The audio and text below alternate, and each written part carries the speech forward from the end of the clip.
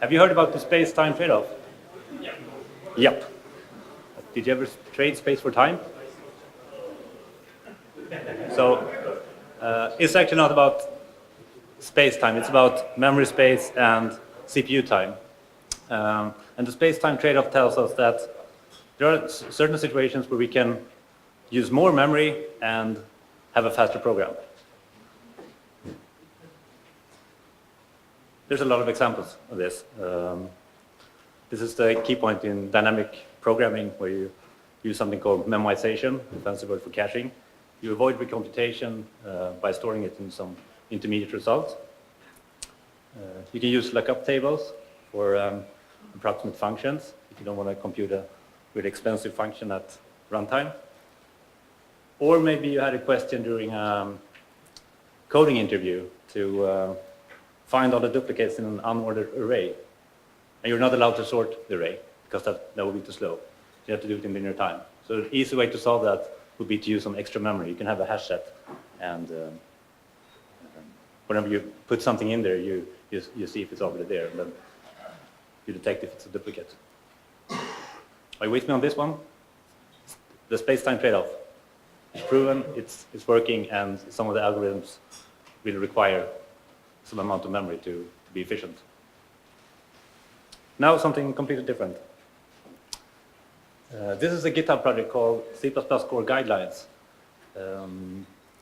It's a few years old now, and it's written by Björn and Herb Sutter. I think there's a lot of authors, but they're still editing the content here. It's a good place to get your guidelines from. It's divided into sections. You have a section about functions, about classes, and how to do it the proper way. I was happy to see that there's one point here about performance. So I was curious. What's that? Going in there, can you see it? It's too small. There's no less than 30 rules about performance, and it starts the usual way by telling you that you shouldn't optimize your code unless you're absolutely certain that it will have some impact.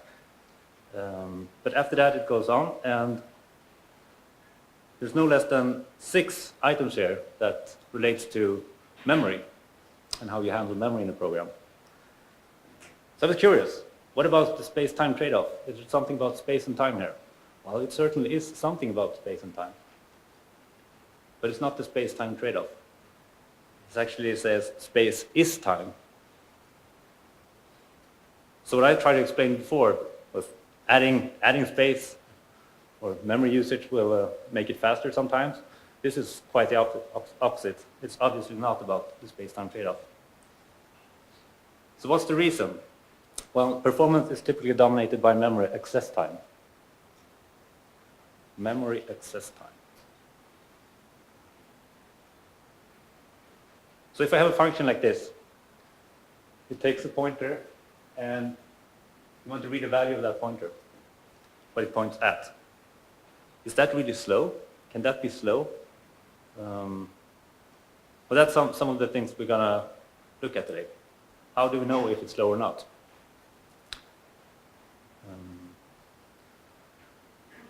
So in some way, this is a contradiction, right? We have the space-time trade-off, but we also have the rule that says that space is time. But I would say the rather is the space-time trade-off actually, it works very well in certain situations. But for the most of the time, and in practice, if you can make your program smaller, it will go faster. So even if you use space-time trade-off, if you can have a way to represent your data more compact and have it smaller, it will be even faster. So who am I? I'm Björn Andrist. I'm from Sweden. I've been working with C++ for too many years now, I think 15 or something. I work with other languages as well, but C++ has been my main programming language for a long time. The last 8 years I've spent in the audio industry, working with low latency programming, which requires you to know if a data access is slow or not. So in a real-time context, it's crucial to know that, and we will see more about that in a while. I'm also co-author of a book we wrote 2 years ago with Victor Sear. It was published last year, and some of the content that I will present today is also in this book. So there will be a crash course today about computer memory and how it works. It will be a high-level overview, I would say. Not too many details, I hope. It will be a part about the memory cache and how to use it and how not to use it. We'll talk about the process memory. So each process has their own memory space, and we'll talk a bit about that and the different segments. And then I will talk about how data can be laid out in the C++ program. And last, I will talk about an optimization called small size optimization.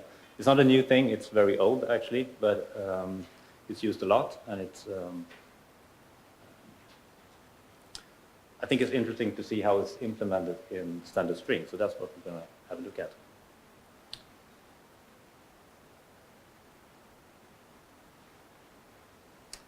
So, first of all, computer memory. Let's get back to this. Basis time. So, the memory access time. This was the function we looked at. What could happen here? What do we know about when we execute this if statement here? What will the computer do? Well, without context, it's very, very hard to know what will actually go on here. So, if we're really lucky, the compiler did some magic and put that value in a register. So there's really nothing to fetch at all. If there's nothing in a register, we have to go to the cache. So there's a memory cache close to the CPU, or it's actually on the CPU, and called level 1 cache. And on the level 1 cache, you have cache lines. There's no longer, you cannot access individual bytes. When you fetch something from a cache, you fetch a cache line all the time. And it's 64 bytes, usually. I should say that also, I forgot. When I talk, I usually talk about desktop computers and mobile applications. That's what I'm most familiar with. So the examples here are typically on my laptop. I know for a fact that the cache lines on this one is 64 bytes. So, if the computer couldn't find it in the level 1 cache, what happens? Yeah, there's a cache miss, and we have to go deeper down in this memory hierarchy and find it in other caches. Sometimes there's actually a level 3 cache as well. If it's not in the level 3 cache, we have to go to main memory. Right? So are we done there? No? Why not? Yeah, I hear pages swap. Yeah, that's right. We don't use the address that B has here is not a physical address, it's a virtual address. And we don't know if that address actually is mapped to main memory yet. It might reside on disk. We might have to map it. So in worst case, we have to go to disk, and this disk might be on a network drive. I don't know. We will have page faults, and will take a lot of time. And pages are typically 4 kilobytes.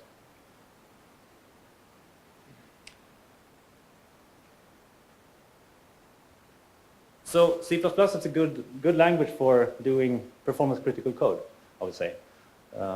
So what has C++ to offer us when it comes to those caches? What can we get from the C++ language regarding those caches? Where's the L2 data structure or whatever? Well, turns out that there's really not much in C++ that talks about caches at all. There has been some additions that explores some of the things, but it's really, C++ is a general language, and it makes really few assumptions about the hardware you run on. So basically, This is the mental model I usually have when I program. You have some sort of computing unit, and then you have memory bytes that you can address, right? Though, in modern C++, you can actually know the number of hardware threads, so you have some sort of idea that there's some concurrency might go on. Or, and there's also a very strange named constant, hardware destructive inference size. That's basically the cache line size. So even though it doesn't say cache line size, that's basically it. So you can have a good understanding of how big the cache lines are. And that's good if you want to avoid false sharing, or if you want to have true sharing, when you have two variables that you're using often and you want to be sure that they're located on the same cache line.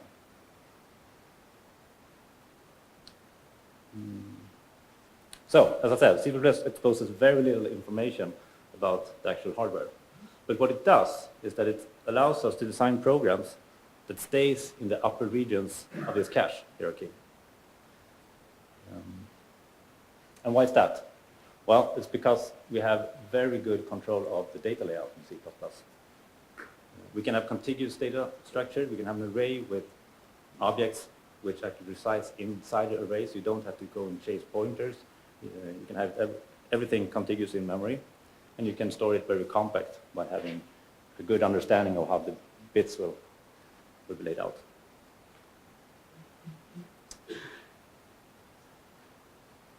So, using the cache. There are dedicated talks about cache friendliness and how to do this.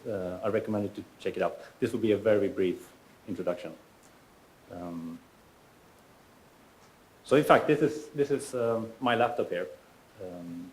There's one CPU, it has 4 cores, and then it has those layer of caches. And as you can see, those caches are tiny. They're super small. The one that's a little bigger, the level 3 cache, is 8 megabytes. But then on the other hand, it's shared among 4 cores. So whenever you have multi-threading going on, you have other competing for that cache.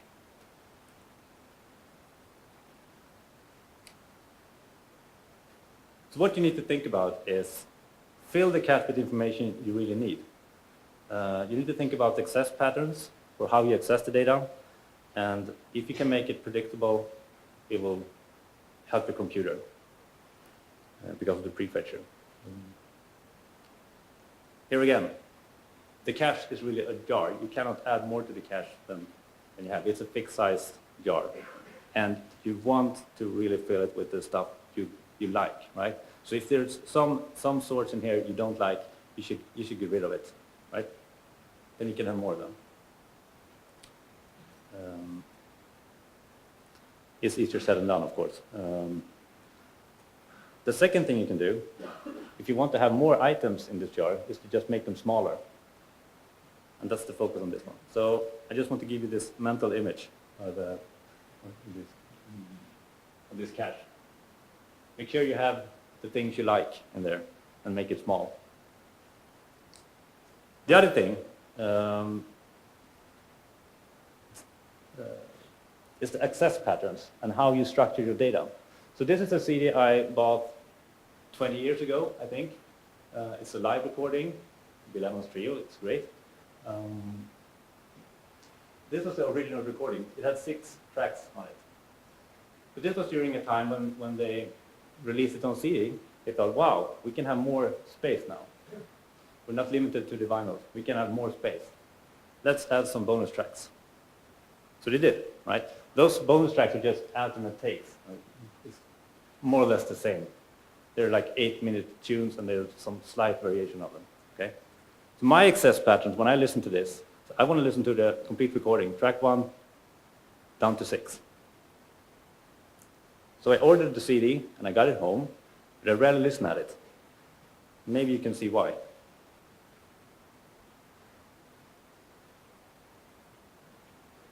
I still have a CD player, but my remote is, it's gone. I don't use it anymore. So I literally have to jump up from the sofa and push next every time I listen to this CD, because they structured it in a weird way. Okay? So even if they thought it was free, because space is free, you know, you have a lot of space here, it just completely ruins the access patterns. And sometimes you do those things without thinking. Sometimes you think, yeah, let's avoid the recomputation. If this is const, maybe I can just store the area. I don't have to recompute it. That's great. Well, if you're doing this just because it's an optimization, you really have to know that it is an optimization and not a performance bug. Maybe this is the better solution. Depends on the context.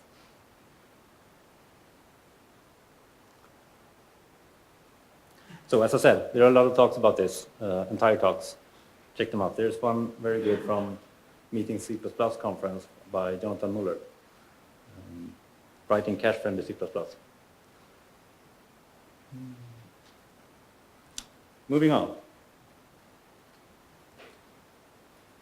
So now let's look at the process. Each process has their own virtual memory space. And it's important to understand that, because that's one of the reasons why some memory access takes just too much time.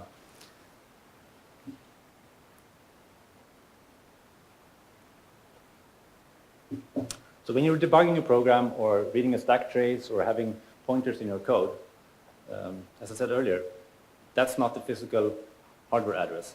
It's a virtual address. And it's an extra layer of indirection, which is there for a reason. So it solves a problem. It solves many problems. But first of all, it simplifies for each process, because each process thinks that they have all memory for themselves. This is the same thing as time slicing. Each process thinks that they have the CPU for themselves for a while. You don't have to care about the other processes running on the computer. Virtual memory also makes efficient use of RAM, main memory, because oops, that's fine actually. Because as we can see on this picture, we might run out of physical memory, but we can still have a lot of processes allocating more memory that's actually on the hardware. And that's because it's mapped, and this extra layer of indirection makes it possible to swap out the pages that are not currently in use by the process. So the important things to remember here is that there might be page faults. It means you have to go, either there's a page in the virtual memory address space that's not mapped to the physical memory, and you have to do the mapping, or that page does not exist at all in main memory, and then you have to go back to disk and back it up. That's usually called a hard page fault. So when we run out of physical memory pages, what will the operating system do? If we have a process which needs more memory, it accesses a memory page which is not mapped yet. Any takers?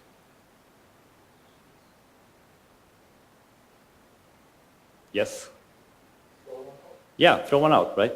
So the operating system goes and look at this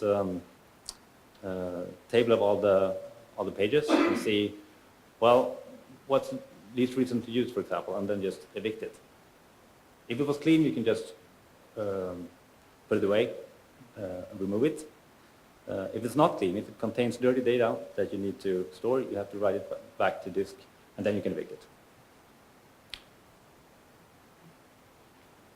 So inside the process, you have this process virtual address space. And it's actually just restricted about the number of bytes you can address in the process. So if you have a 32-bit operating system, you can address about 4 gigabytes of memory. If it's 64-bit operating system, you have a lot of space in there. There are different segments in this memory virtual address space. For example, the code segment, where it contains all your execution binary, your code. There's a data segment with all your global data. There's also the heap and the stack, we will talk about. And the heap is global. It's all the threads in the process will share the heap. And the stack is one per thread. Now, why is this important?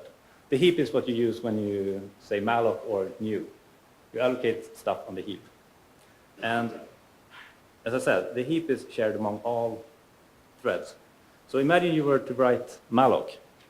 What would be your requirements? Well, you have no idea how your clients will call malloc and free. Maybe there would be malloc, malloc, malloc, and then you free something that you allocated in the middle of that. And of course, you need to have some synchronization because it's multi-threaded, right? And you have to avoid fragmentation. So writing a memory allocator like this is very, very hard, to say. And it takes time. Even though smart people have been working on memory allocators, it still takes time to allocate dynamic memory. And that's why in the guidelines, again, about performance, there's a lot about allocations. Whoops.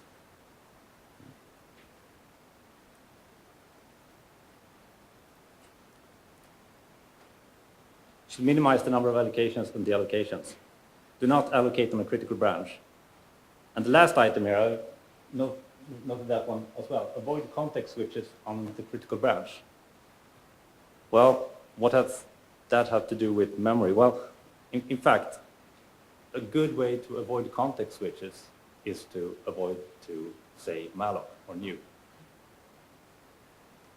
Whenever you need to grab a lock or something, that's,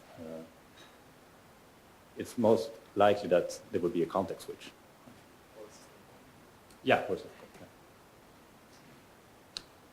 So compare this library with this pile of books instead. You have one per thread, and you know the access pattern here. You take one and you put it back on top, right?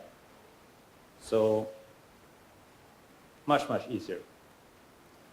Let's see if you're still with me. Let's summarize this. Stack versus heap.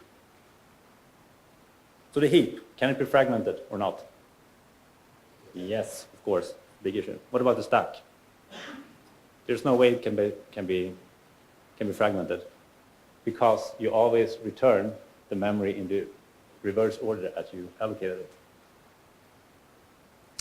The heap requires synchronization, yes. The stack, no. What about page faults? See some nods. Sure, we can have page faults, of course. It's virtual memory. What about the stack? Can we have page faults on the stack? I hear a no. Any yes? No? So why? Why then? Why couldn't we have page faults on the stack? Well, actually, you can have page faults on the stack, of course. It's also virtual memory. So, but you can avoid it in a way because you know that the stack has a fixed size and you can, when you create a thread, the stack will be allocated. And during that time, when you created the thread and you want to avoid page faults, you can just pre-fault the stack initially, right? So then you will have all the page faults while creating the thread, and that's usually okay. Right? Then, of course, it could be paged out, but I think it's unlikely to have an operating system to page out the stack, but who knows? So the heap is practically has no limited size, whereas the stack is very, very limited. I don't think you can set the size of the thread stack in C++ yet. Correct me if I'm wrong. But it's easy to do with pthreads, for example. Yeah, just get the native handle and then you can set it. So you can control it, but it's typically 10 megabytes or so. So it's pretty small. What about cache and heap? Well, it all depends on how you structure your program, if you're going to have cache this or not, and accessing the heap. On the stack, well, the stack is always hot because you're using the stack all the time. When running a thread, you're using the stack for the functions and all your local variables. So it's much more likely to have the stack data in your cache. So I think this table is to show you that whenever you can use a stack, do it. I'm sorry, I have to take time. More time, go ahead. Yeah. Have to hurry up a bit. So C++ data layout. The first thing you need to understand is the alignment. The CPU read words, not bytes. So 64-bit processor will read 64 bits into its registers. And all types have alignment requirements. In C++, you can use the align off operator, or you can also use the align as specifier to specify custom alignment requirements. So the alignment requirements said that the CPU prefer to have certain data types on certain memory addresses. So for example here, we have the alignment of an integer is 4. That means whenever you place an integer in memory, it has to be on an address that's a multiple of 4. Unless what? What can happen? Well, it can be inefficient for the processor, and in worst case, some processor doesn't support unaligned memory accesses at all. So you can actually crash the program. So here are some examples of integers that are laid out in memory correctly. They're correctly aligned, multiple of 4s. Whereas on the next line here, we put them in positions where they are unaligned.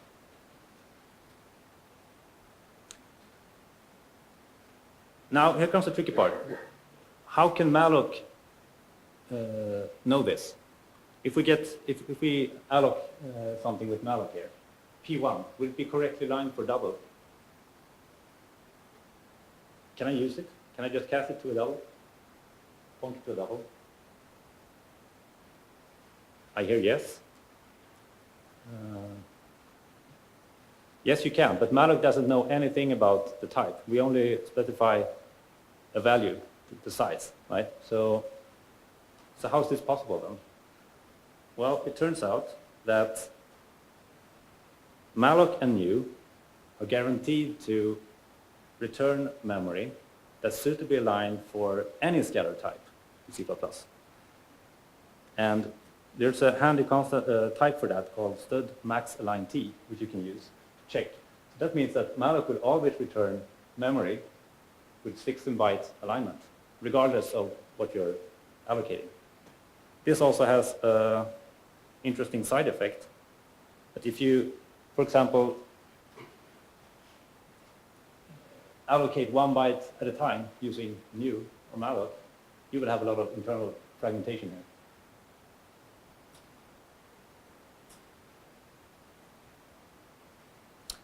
You can also have custom alignment for your custom types. You can have stricter alignment rules. So basically you use that to increase the alignment. And you can increase it because you want to make sure that, for example, here we have a cache line. So we know that the data array here will always reside in the same cache line. And it works both on the stack and with new since C++ 17. So there's a version of new where you can pass the alignment requirements as well.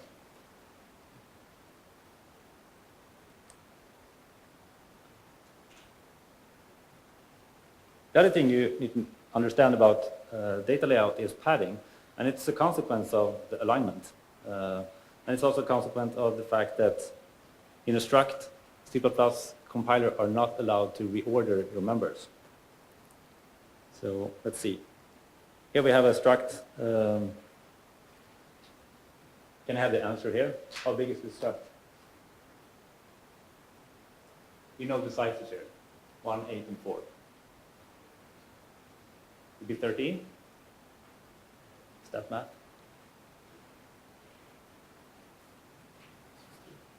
16? Any other higher? 24. Let's see. Well, if the compiler would put them like this, they would be unaligned, and the compiler has to align those. So obviously 13, it's not. Let's see if it's 24. It is. So the compiler needs to add padding to this. And it's just empty space. You can look at it like this. The compiler will add some padding between, just to align the members. And as I said before, the compiler are not allowed to reorder the members. So what can we do? Well, we can reorder, of course. We can structure it in another way. And a rule of thumb there is to put the biggest data type first. So in this case, it will look like this. You have the double first, then you put the integer, and then the bool last. There will still be some padding. Why do you need to pad at the end? Because when you go array, you need to be still aligned. Yeah. The array must be, the access in the array must be the same. Exactly. When you have an array of those documents contiguously in memory, all the elements have to be aligned correctly. That's why you have to pad it in the end. Do I have 5 minutes or? Okay, 7, perfect. So let's look at the small size optimization, and in particular, let's look at the implementation of standard string in libc++. libc++ is a project, is part of the LLVM project, and a short disclaimer: I did not write this code. I don't say that because it's bad, it's very good code. But why I tell you that is, this is my interpretation of the code. I've not talked about the authors, talked with the authors at all. So I don't have the complete picture of the requirements and how they've designed it. It's also a simplified version of this that I will show, just to focus on the relevant part. We will just focus on a few member functions. I think most of you are familiar with standard string. Anyway, those are key concepts you have to know to understand this, the rest of this talk. So you have a size, that's the number of characters in the string. You have a capacity, which is the number of characters that the string has currently allocated space for. So the size, when you try to grow the string beyond the capacity, you have to reallocate. Then there's also a max size, which is the max possible length of a string on this platform, or the allocator supports. And then there's this C-string. Yeah, it's called C-string, which returns a null-terminated char array, and it has to be null-terminated. So the requirements of this string is that it should handle arbitrary long strings, or at least up to max size. It should behave like an int. It should have value semantics and fast execution and minimal memory usage. This is a library component. It's a very, very fundamental library component. It needs to be optimized. Some observations. Dynamic memory allocations are expensive. We know that now. If it's going to work as an integer, there will be a lot of copying, deep copying. So you will need to allocate a lot for this. The other observation is that there's a lot of strings in a program are typically very small. Okay, question, stack or heap? I have a string here, S. It's created and it consists of 1,000 A's. Will this be on the stack or on the heap? Both, I hear. That's great. So the S here, the variable, size of 24, that's stack space. It's a local automatic duration variable. Whereas this big chunk of A's will probably reside on the heap. We don't know the exact size of that, but this will probably be the layout.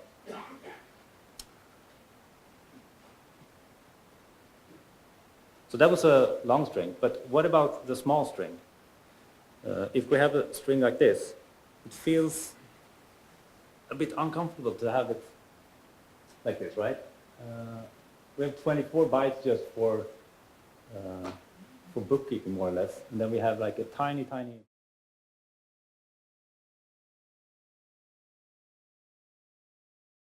That would work, but it would make the string bigger. The size of string now has increased, and we cannot tolerate that. So what we can do is that when we are storing a small string, we can actually, well, the capacity, it's on a compile time constant. We don't have to change that during runtime if we have the small string. And the data pointer is useless. It will always be null. So what we can do is to just use those two fields there by using a union. So we have a long string and then a small string, and we combine it with a union, so they will occupy the same bytes.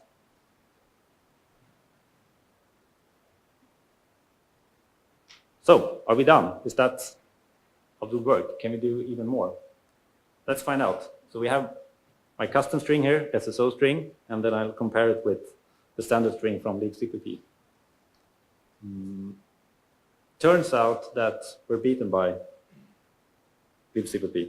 The capacity is 22, whereas we only have 15. We have 15 because we need to have 1 byte for the null terminator. Remember the C string function. That means that libc++ actually, it's 24 bytes, and it uses 1 byte for the null terminator. So the capacity actually uses 23 bytes for data. So obviously we have to work on this is how it looks in standard string. So it's 23 bytes there, and we have 1 byte for the size. We only need 1 byte for the size, right? And that's the trick here. We don't need 8 bytes for the size. We need 1 byte because when we're in the small string representation, we know that the size cannot be more than 22. So here's an example of how it can look when we have the small size. And there will be no heap allocations at all in this mode.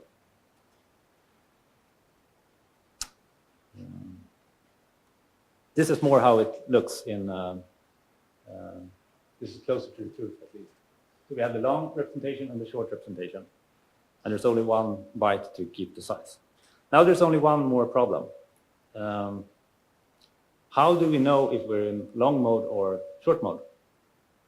We have to have that information somewhere.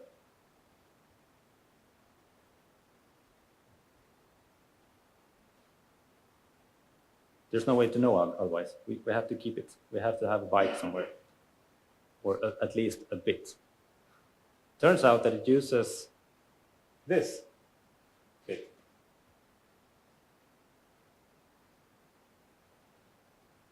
So we don't actually need 8 bits for the size. We can do fine with 5 bits, but so we can spare 1 bit there. And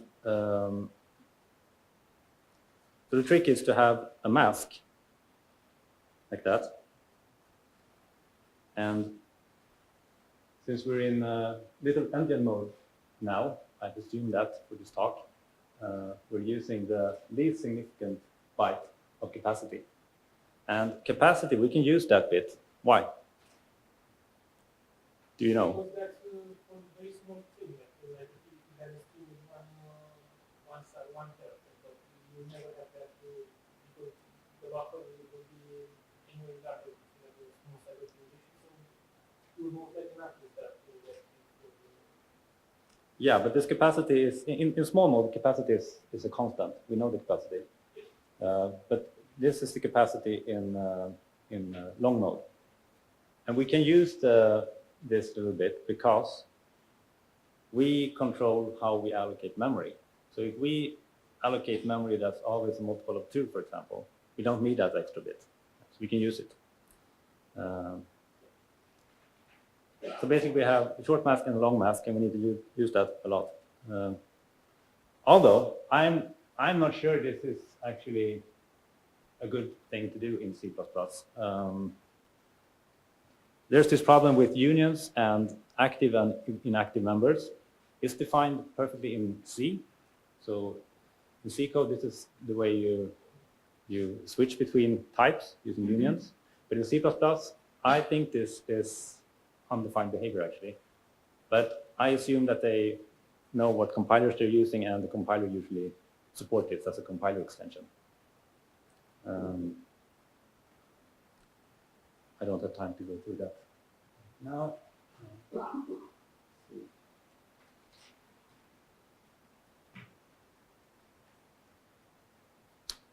I think I have to wrap it up.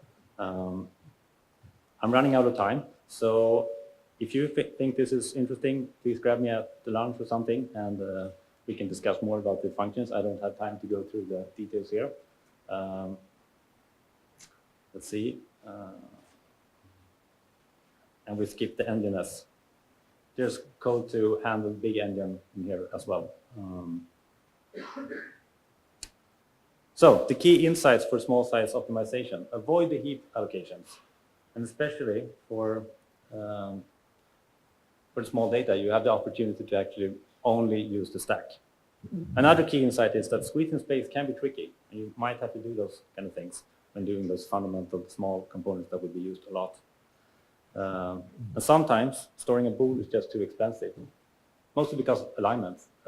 Just adding one little bool will not make this data structure 25 bytes. It would add 8 bytes. So, the summary. The space-time trade-off has its applications. It's valid. Some algorithms requires us to use more memory. But don't blindly cache just because you assume that it will be faster. Space is time. It really is, regardless. That one is almost true.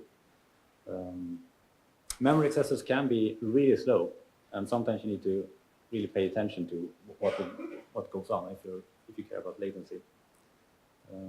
We talked about alignment requirements and how that affects our data structure, and why the compiler needs to add padding, and how we can minimize padding. Yeah, that's about it. I'm very glad you came here and listened. Thank you very much.